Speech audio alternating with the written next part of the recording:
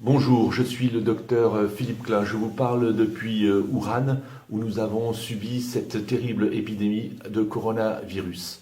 Je dirige dans cette ville une clinique internationale. Cela fait maintenant 2 mois et demi qu'a débuté à Wuhan une épidémie que les autorités scientifiques chinoises ont rapidement imputée à un nouveau virus qu'aucun système immunitaire ne connaît sur la planète, en l'occurrence un nouveau coronavirus. C'était pour nous une situation inédite, avec un ennemi inconnu et invisible, et il a fallu s'adapter jour après jour et lutter dans une véritable course contre la montre. Cette lutte a rapidement pris la tournure d'une guerre que nous avons menée avec un courage, une solidarité et un esprit de sacrifice collectif. Maintenant, je veux prendre la parole. Je veux prendre la parole pour expliquer aux Français ce qui s'est passé ici, afin qu'ils comprennent ce qu'il faudra faire chez nous pour arriver au même résultat. Même si la Chine vous semble très loin, même si les Chinois vous semblent différents, il s'agit du même virus, et ce virus s'attaque de la même façon à tous les êtres humains. Malgré tous les efforts réalisés en Chine pour arrêter cette épidémie, le virus est aujourd'hui en train de se répandre et de se multiplier en Europe et chez nous. J'ai vu sur la télévision française des spécialistes dire qu'il ne fallait pas s'inquiéter.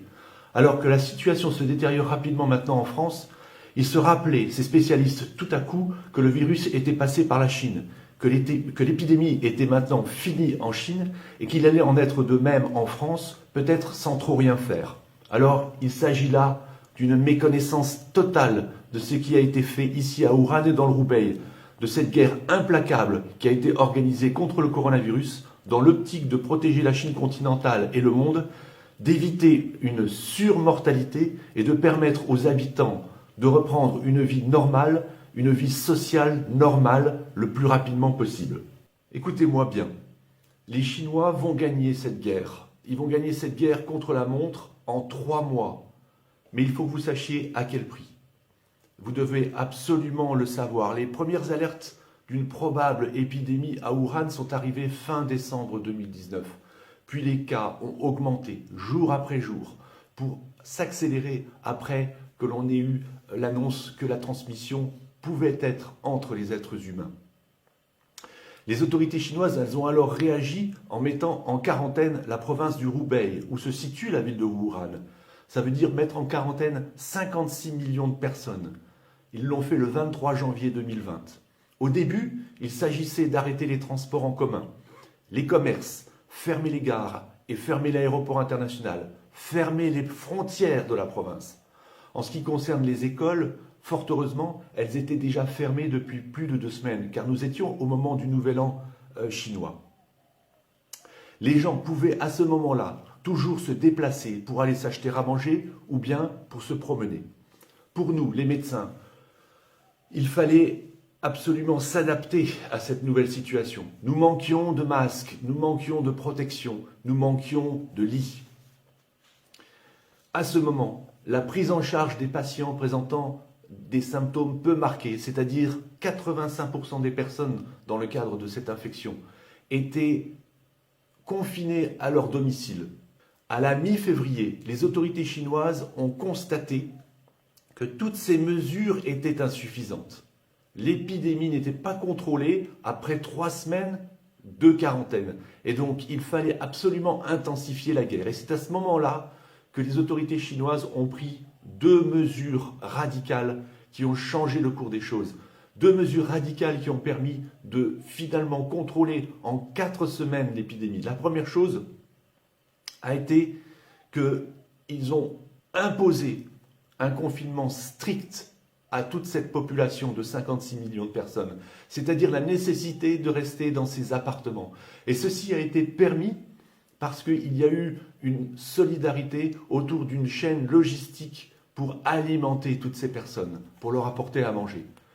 La deuxième mesure qui a été déterminante, c'est la nécessité, l'obligation pour les personnels médicaux de caractériser tous les cas de patients présentant le coronavirus, c'est-à-dire de sortir de la population ne présentant pas le coronavirus tous ceux qui étaient infectés de façon logique à arrêter l'épidémie. Ceci a été permis grâce au travail des médecins qui ont isolé les patients présentant le coronavirus et les patients au contact de ces sujets sur des critères cliniques, sur des critères scanographiques essentiellement, car on sait que ce coronavirus donne des pneumonies avec des images tout à fait caractéristiques au scanner thoracique. Et puis, ils ont aussi réalisé des tests PCR, mais ils se sont rapidement rendus compte qu'il y avait beaucoup de faux négatifs. Donc, ils ne se sont pas totalement concentrés sur ces tests PCR. À partir de là, les sujets qui présentaient le virus et présentaient des formes graves, c'est-à-dire à peu près 15% des cas, ces sujets-là ont été bien entendu hospitalisés. Les sujets présentant des formes mineures, donc 85% des cas, ont été placés tous ensemble en confinement dans des stades. Et les sujets contacts, eux, ont été placés dans des hôtels. Je peux vous dire que la population chinoise, elle a adhéré avec courage, avec patience, avec solidarité, parce qu'elle a rapidement compris la gravité de la situation et qu'elle a rapidement compris les enjeux. Au prix de ces efforts que je viens de vous décrire et de ces procédures implacables, la Chine va maintenant contrôler l'épidémie sur son territoire en 3 mois, avec entre 4 000 et 5 000 décès, malheureusement, et entre 80 000 et 100 000 cas de personnes infectées. Mais que sont ces chiffres par rapport à une population de 1,5 milliard de personnes? Je vous parle ici parce que j'ai la conviction intime, pour l'avoir vécu dans ma chair, avoir vécu toute cette crise sanitaire ici à Wuhan, en Chine, que toute mesure moins performante que celles appliquées en Chine entraîneront un plus grand nombre de morts et des conséquences économiques désastreuses dues à une épidémie plus longue dans le temps. Je vous exhorte donc, vous Français, à appliquer à notre façon, dans un souci de santé publique et dans un souci de protection des individus, les règles de maîtrise efficaces prouvées ici par la Chine, et cela le plus vite possible et de façon implacable.